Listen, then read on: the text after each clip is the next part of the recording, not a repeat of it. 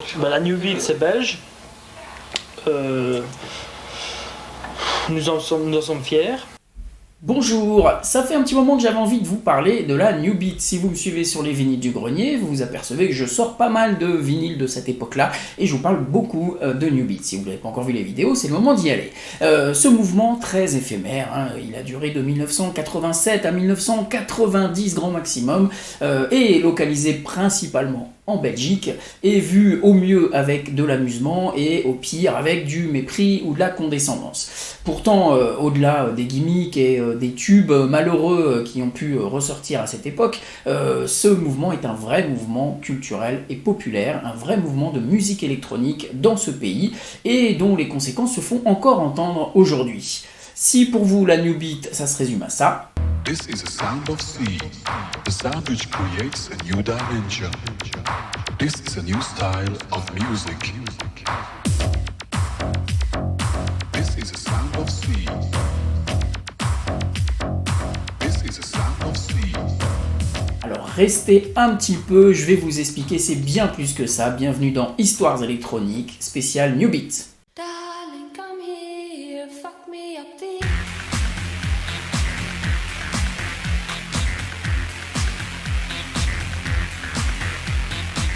Alors si on doit résumer la New Beat en 3 points. Déjà musicalement, c'est un son assez électronique avec une bassline qui est mise en avant et une rythmique plutôt lente pour de la musique électronique. On est aux alentours de 90 à 120 BPM grand maximum. C'est un mouvement très localisé, la Belgique, née en Belgique et qui connaîtra son essor principalement en Belgique et aussi dans les régions un peu limitrophes de la Belgique bien sûr. Et c'est un mouvement éphémère, je vous l'ai dit, qui durera on va dire entre 1986 et 1989 grand maximum. Alors tout comme la house à la même époque, la New Beat est née dans les clubs et par les DJ. La Belgique a déjà un antécédent dans les musiques électroniques qui remonte à loin, puisqu'à la fin des années 70, il y avait déjà un groupe de musique électronique qui s'était fait remarquer, c'est le groupe Telex. Ce soir c'est la folle ambiance. Au café ici à France. Et les fraîches garçons sont très chics. Leurs chansons sont fantastiques.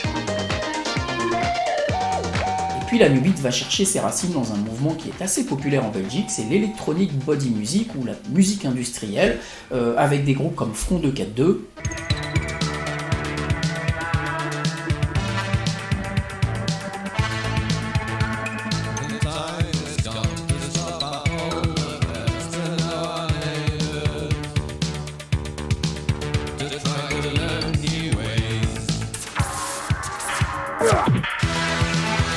Groupes belges par ailleurs, mais aussi des groupes étrangers, comme principalement allemands, mais aussi anglais, comme Deutsche Amerikanische Freundschaft ou bien encore Nitzer Ebb. Et puis enfin, dans cette mouvance un peu de son un peu dark, on a aussi la dark wave, avec un morceau aussi qui fera date, c'est Anne Clark, Our Darkness.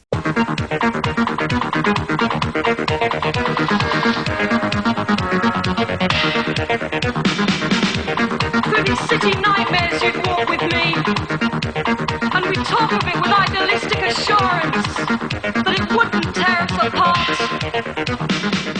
Tous ces morceaux vont donc un peu former la culture musicale de certains clubs et de certains DJ, et en 1986, il y a un titre qui va déclencher un peu tout. C'est un groupe belge, un groupe aussi de dark wave, c'est A Split Second, et le titre c'est Flesh.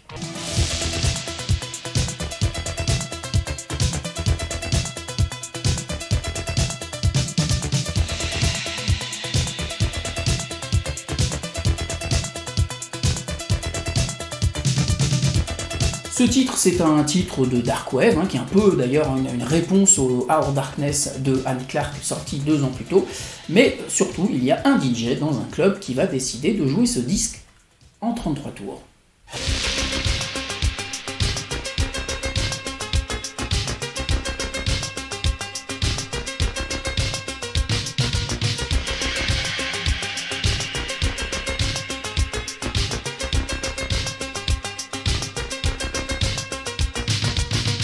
Et là, c'est la folie. Le son qui ressort en passant le disque pas à la bonne vitesse, volontairement, ça donne un truc un peu particulier et tous les DJ vont se mettre à jouer ce disque en 33 tours et tous les clubbers en veulent encore plus. Et bien vous avez une vague de jeunes DJ, de jeunes producteurs qui vont se mettre à produire ce type de son. On va pas louper le train, mais on va faire aussi des productions.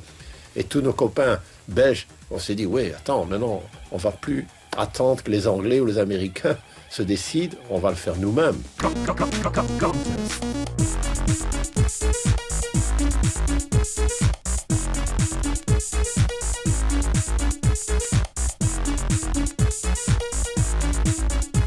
Je m'appelle Patrick, il s'appelle Luc, j'ai 18 ans, il a 19 ans.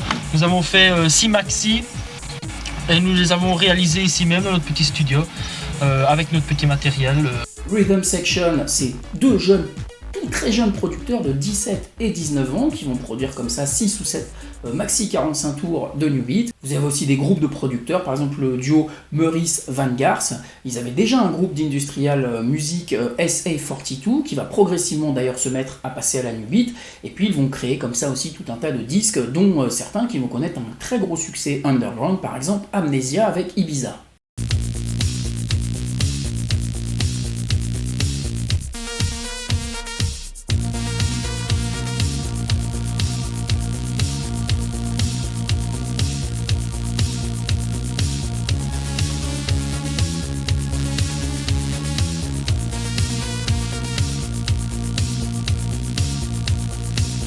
Un autre morceau emblématique de ces débuts de la New Beat, c'est un morceau de Bruno Sancioni, dont on va reparler un petit peu plus tard, c'est Dr. Fives.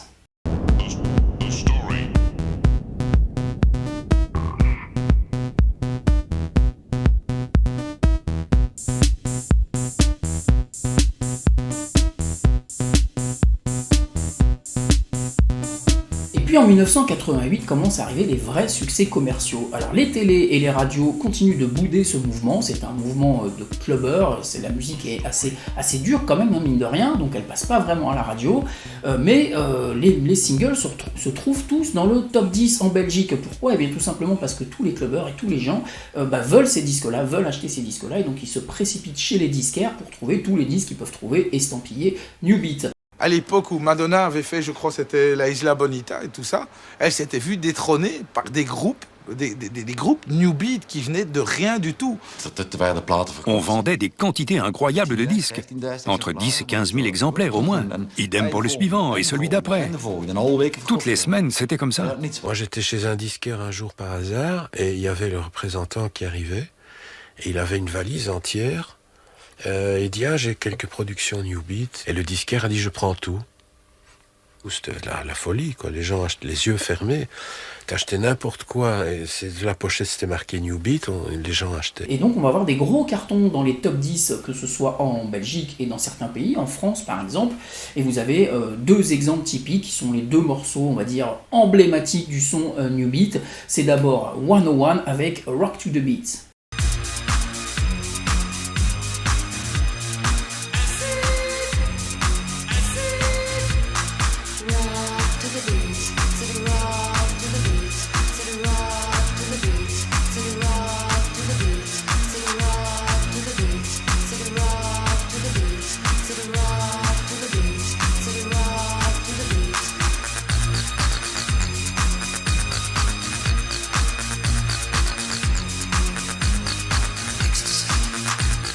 Alors ce morceau à la base, Rock to the Beat, c'est un morceau qui vient de Détroit, c'est de la techno, c'est Kevin Saunderson, un des pionniers et l'un des créateurs de la techno, qui fait plusieurs morceaux et qui fait ce morceau qui est déjà un petit succès underground en Europe mais qui est difficilement trouvable, et le temps de trouver des labels et des réseaux de distribution pour sortir ce disque en Europe, et bien des petits malins, des producteurs se disent on va refaire la même version mais en New Beat, et c'est une époque où il y a beaucoup de covers, hein. C'est une époque où c'est un peu la jungle et chaque producteur essaye très vite de faire des bootlegs ou des covers de morceaux qui marchent à l'underground pour essayer d'en vendre encore plus et essayer de les vendre, bien entendu. Mais ce titre restera quand même assez emblématique, et d'ailleurs cette version de 101 est à la limite meilleure que la version d'origine qui est quand même très épurée et très minimaliste. Et puis un autre carton, là c'est le morceau emblématique de la New Beat, hein, c'est le morceau qui a résonné dans toute l'Europe, c'est Confettis avec The Sound of Sea.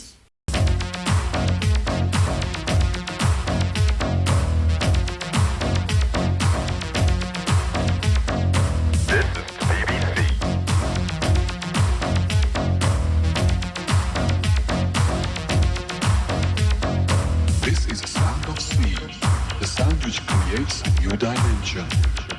This is a new style of music. This is a sound of sea.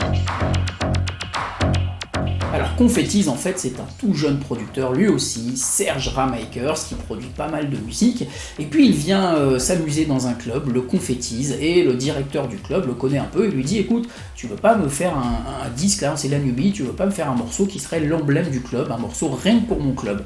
Et ben il fait ce morceau, d'abord sous son nom, Serge Ramakers, The Sound of Sea, et puis le morceau commence vraiment à cartonner, et donc ils se décident de faire un groupe qu'ils appelleront, comme le club, Confettis, et ils vont rien trouver de mieux pour faire l'image du groupe que de prendre en danseuse 4 clientes du club qu'ils aiment bien, et puis le grand dadé que vous voyez dans les clips, c'est tout simplement l'un des barman du club. Voilà. La nouvelle sensation New Beat, Confettis.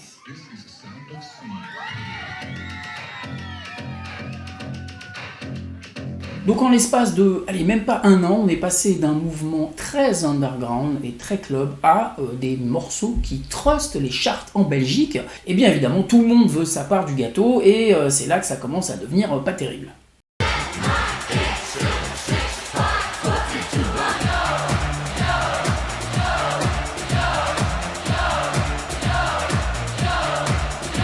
Ça va d'ailleurs même précipiter la fin de la New Beat. En fait, la New Beat, si elle n'a pas perduré, si c'est un mouvement assez éphémère, il y a plusieurs raisons. Alors déjà, c'est un mouvement qui est très localisé géographiquement. Je vous ai dit, c'est principalement en Belgique, même s'il y a eu des répercussions en Allemagne, ça a pas mal inspiré les producteurs de techno et de trance allemands, on va le voir juste après. Dans le nord de la France aussi, les clubbers qui avaient tendance à aller en Belgique pour aller clubber aiment aussi ces morceaux, donc on va retrouver aussi des morceaux de New Beat dans les charts français, aux Pays-Bas aussi, mais ça n'a pas beaucoup d'écho par exemple en Angleterre. Les Anglais sont déjà très occupés avec l'acid house et la house, ils sont ravagés par la house et l'acid house, ils ont jamais de toute façon très bien vu les musiques qui venaient d'un pays qui n'est pas le leur, et si vous n'avez pas le marché anglais, vous avez du mal à fonctionner. Donc déjà, c'est limité géographiquement. Ensuite, le fait de jouer des morceaux qui soient d'un tempo bas, 100, 110, 120 BPM, eh bien ça va à l'encontre de ce qui va se passer dans la dance music, dans la musique électronique. Les morceaux vont commencer à s'accélérer, et dans les années 90, au début des années 90, on va très vite avoir des morceaux qui dépassent facilement les 130 BPM. Et ça sera le cas aussi pour la New Beat. Les producteurs de New Beat vont se mettre à faire des morceaux de plus en plus accélérés, donc ça ne ressemblera plus à la New Beat, on parlera plus dans ce cas-là de techno. Mais enfin surtout, la New Beat va faire face à deux gros problèmes à mes yeux. Le premier problème, c'est la baisse de qualité. Il y a des centaines de productions qui vont sortir et il y a des producteurs qui vont sortir des choses à l'appel juste pour gagner de l'argent. Et forcément, ça s'en ressent au niveau sonore et au niveau de la qualité musicale. Il fallait aller vite. On savait que ça ne durerait pas. C'était trop incroyable. J'ai 2 ou 3 trucs que j'ai faits qui sont des bons trucs. Le reste du temps, c'est du remplissage. D'abord, on peut parler du trio MBS, le fameux trio MBS. C'est Morton, Bellucci et Sherman. C'est un trio de producteurs belges qui s'aperçoivent que la New Beat fonctionne bien et qui vont sortir sous différents pseudos, des dizaines et des dizaines de morceaux, sous des dizaines et des dizaines de pseudos différents. Ils ont fait un nombre innombrable de morceaux en quelques mois. Toutes les semaines, vous avez des disques qui sortent, sauf que toutes les semaines, ils arrivent à en vendre. Et oui, parce que la New Beat, elle se vend chez les disquaires principalement, les gens vont sauter sur tout ce qui est estampillé New Beat, et ils vont vendre, à chaque fois qu'ils sortent un disque, à peu près 500 000 copies. Mais 500 000 copies pour un petit label indépendant qu'ils viennent de créer, c'est très largement suffisant pour rentabiliser ces morceaux qui sont faits très facilement dans des studios à l'appel. Donc ils vont produire et la qualité, c'est plutôt la quantité, va passer avant la qualité. Dans tout ce qui sort, ça va du vraiment pas terrible au moyen bof. Il y a quand même 2-3 morceaux qui vont connaître quelques petits succès commerciaux, notamment Taste of Sugar.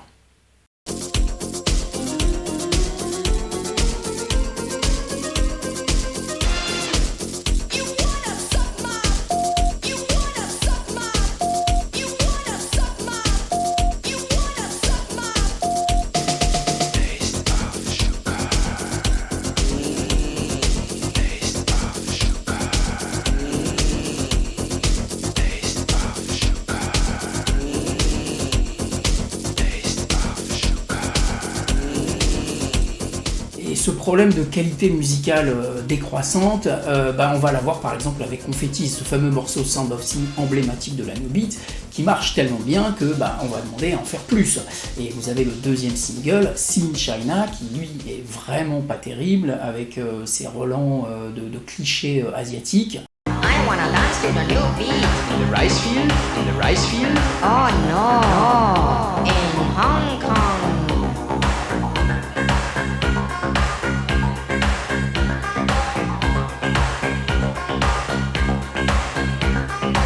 Et puis le pompon, c'est le troisième single, ça s'appelle Sea Day. Je vous laisse juger par vous-même.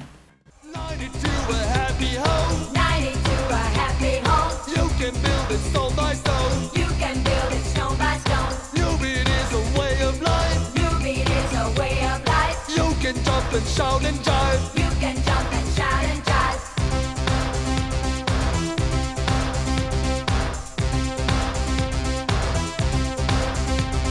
jive. Donc voilà, donc la qualité est en train de s'écrouler, la qualité des productions est en train de s'écrouler. Enfin surtout, ce qui se vend n'est pas de très bonne qualité. Et puis il y a des morceaux underground qui sont encore de bonne qualité, mais par contre au niveau des charts et donc au niveau de ce qui va passer en radio et passer à la télé, c'est pas top. Et là on a un deuxième gros problème de la New Beat, c'est justement l'image.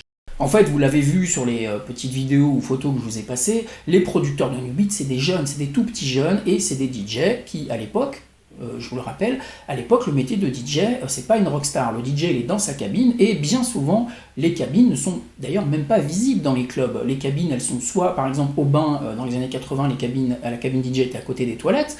Au Folies Pigalle, par exemple, le DJ était carrément à l'étage derrière une vitre sans teint. Et dans beaucoup de clubs, on ne regarde pas le DJ, ça n'a aucun intérêt de regarder un DJ. D'ailleurs, ça n'a toujours aucun intérêt de regarder un DJ mixé. Bon, mais aujourd'hui, on a une époque où les DJ lèvent les bras et sont sur scène devant des milliers de gens juste à passer des disques. Bon, écoutez, on a l'époque qu'on mérite peut-être, mais en tout cas, à cette époque-là, vous le voyez, on ne voit pas du tout ces personnes-là, et ces personnes-là n'ont pas du tout envie, elles le disent elles-mêmes d'ailleurs. C'est que nous autres, on est juste techniciens et pas des stars, quoi. Donc, comme les morceaux marchent et qu'il faut faire des tournées et qu'il faut passer sur les plateaux de télé et qu'il faut faire des clips, on va faire des trucs super cheap et super rapidement. On va demander à des danseurs, des nanas, des mecs, voilà, de venir danser, de venir faire du playback, et ce sera que du playback, même en boîte de nuit. La règle, ce sera du playback. On vient, on est 3 ou 4, on fait des danses un peu robotiques et ça donne quand même des clips qui sont très cheap et pas terribles quand même.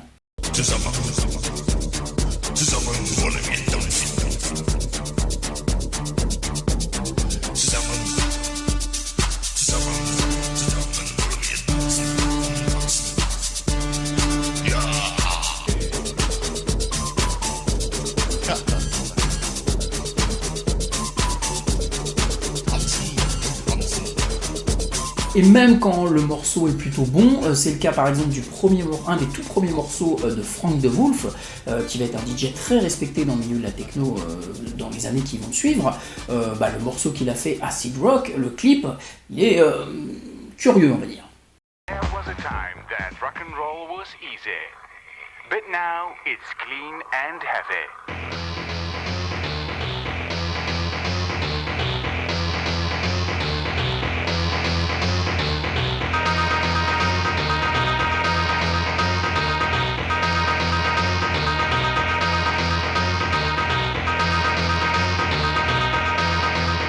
Enjoy Acid Rock. Et alors, quand vous cumulez tous ces problèmes, un clip cheap, une musique cheap et du playback, vous avez par exemple Plastic Bertrand qui fait son morceau de New Beat.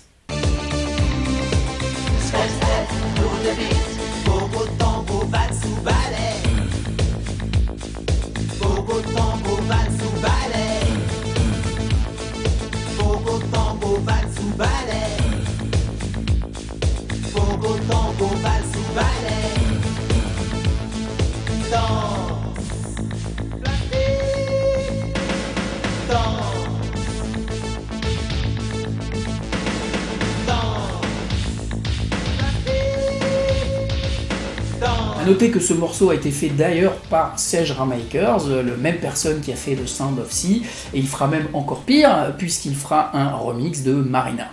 Marina, Marina, Marina, ti voglio più presto.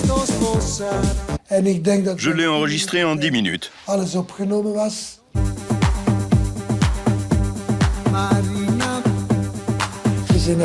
Dès que c'est passé à la télé, ça fait un tabac.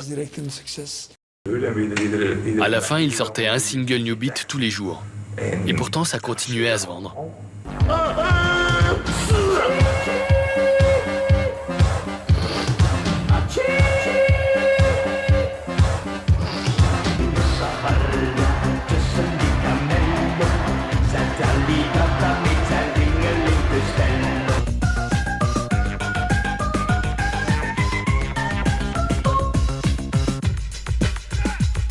Alors quand dans un style musical on en arrive à remixer la danse des canards, c'est, je crois, qu'on est vraiment au bout.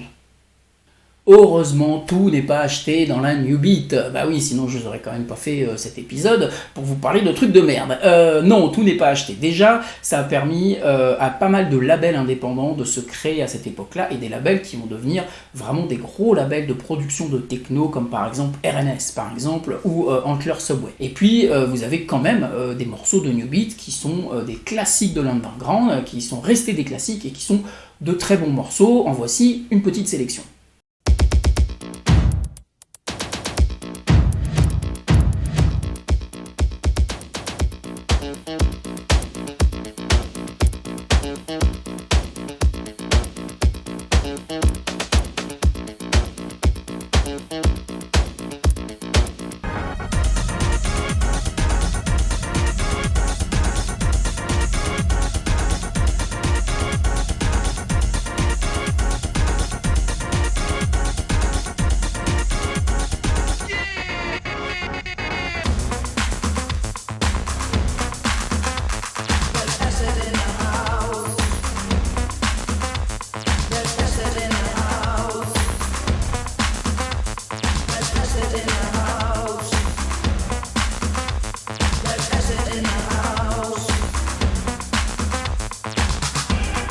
Ce mouvement a aussi été une vague d'inspiration pour des nouveaux producteurs, des nouveaux DJ ou des jeunes qui seront plus tard feront de la musique électronique bien plus tard, par exemple Salwax, Too Many DJs qui sont belges et qui revendiquent leur influence de la New Beat.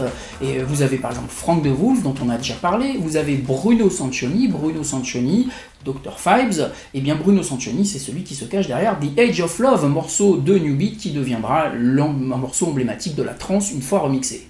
Shake it up, though I was jumping, but I'm leaving, dawn on me. A little love in the beginning, the age of love, the age of love, the age of love.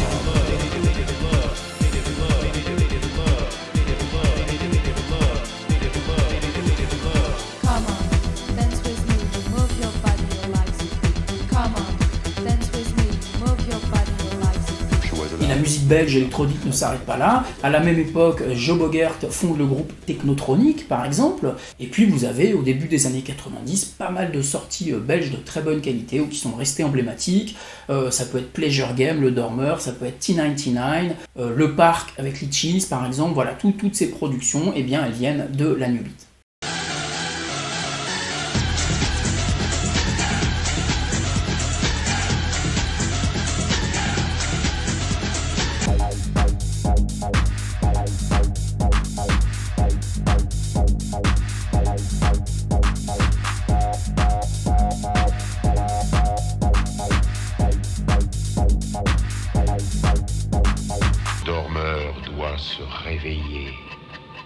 Se réveiller.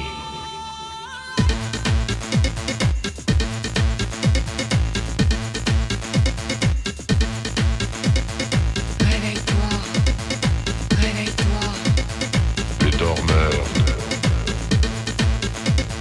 Et puis encore aujourd'hui, dans les années 2000, je vous ai parlé de Soulwax, donc l'Electroclash par exemple est quand même une descendante de ce son industriel belge, ce mélange de son techno et industriel belge, et même encore aujourd'hui de la musique comme la synthwave par exemple, ou certains morceaux de Vitalik sont clairement inspirés par ce qui se faisait dans la New Beat dans ces années-là.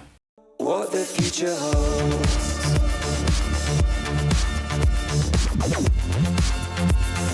Waiting for the stars to align.